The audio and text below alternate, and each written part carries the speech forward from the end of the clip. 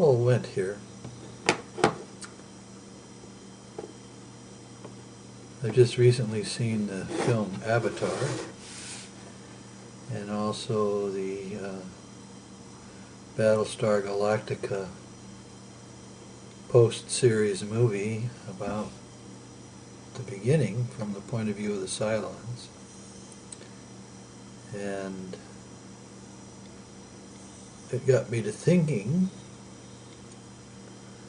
about the imagination.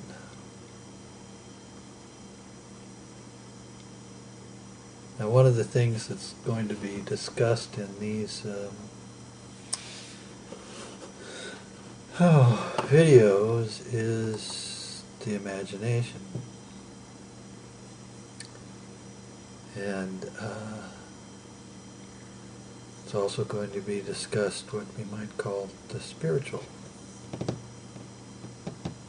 Now, when we make a scientific approach to the spiritual and the human being, actually where we start with observations,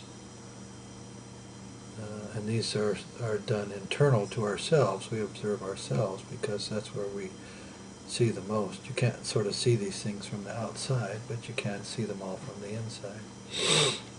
And that's the imagination and thinking. And these two capacities of the human being are basically spiritual capacities. They don't seem to be on the surface for complicated reasons, having to do with sort of the fact that we don't normally take a scientific attitude towards our own inner life. We don't think about it in an objective fashion. We also tend, because of the sort of presumptions and assumptions of our society, to assume that what natural science tells us about thinking in the imagination, or what's the general culture teaches us about thinking in the imagination, is true. Hopefully these videos will falsify that assumption.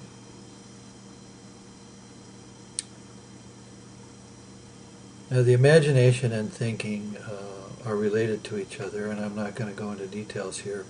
I actually did want to talk about the movie Avatar in a way, because I want to talk about something that we might call the cultural imagination. The movie itself was created by a particular individual who's lived with these pictures in his soul life since he was a young man, and finally was able to achieve technical capacity and financial clout to enable him to visualize and create, for the rest of us, an artistic representation of something that lived in his interior life. Now, ordinarily we don't talk about it quite that way, but it is very important, I think, that we actually start to learn to talk about these things that way. This transformation or this transportation of something from the interior life of a human being in such a fashion that it expresses itself in a form that can be experienced by other people. We generally call this art. And certainly Cameron's Avatar is art. A little bit, I hope these videos are art. The concepts that are put forward are things that live in my interior, and I make representations of them using words, and I present them to the watcher. And we all do this.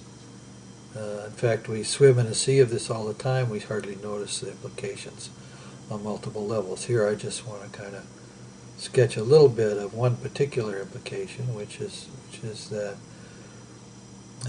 Cameron, in his work as a film artist, necessarily has to make something that we might consider a product. That is, he has to keep in mind when he creates his art that he's not going to get to do the next one unless he can satisfy something, and that satisfaction basically has to do with commercial interests. But the commercial satisfaction is because people go to the movie, and people will go to the movie because, well, partially for the advertising and the hype, and then they'll go and they'll decide whether they like it. And the next thing that happens is they tell their friends to go. And if that happens, it's called word of mouth. But that's when a film makes a lot of money and becomes a cultural event. It's not just a one-of by itself, like a lot of independent films are. This is a massive cultural event, and you have not just Cameron as an artist, but you have multiple levels of artistry being involved. If you look at the credits, for example, on the movie, you get some idea of the number of people, including the actors, that it took to create this thing. Now let's step past that for a minute, because I'm more concerned with the story.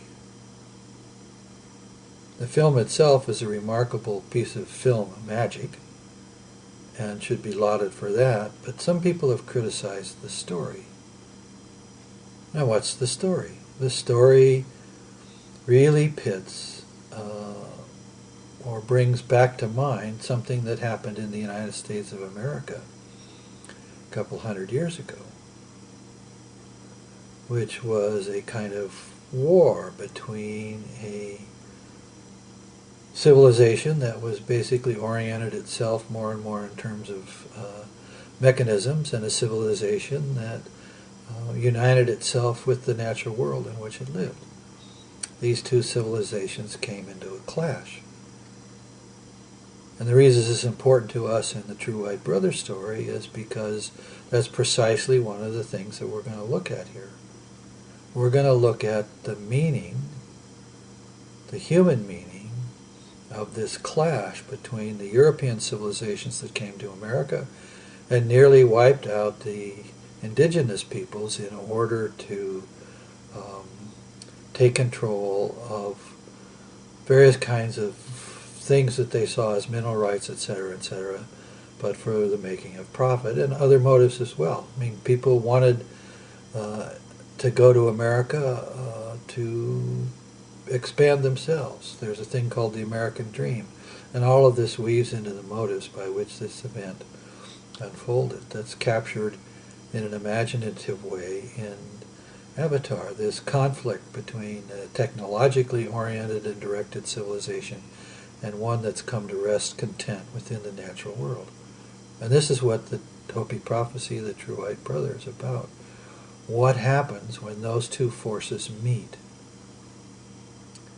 And the inside that we're going to get to as these dialogues unfold is that when these two forces meet, there is, as part of what drives the technological aspect, that is the European invasion, something that is true to the spirit, that hidden inside the movement out of Europe toward America contained a spiritual impulse, and this spiritual impulse was recognized by the prophecy as something that was going to happen. There would be within inside the white races that came to America something else, a brother, a white brother, a true white brother, who would be true to the spirit in the same way that the native peoples of America understood that.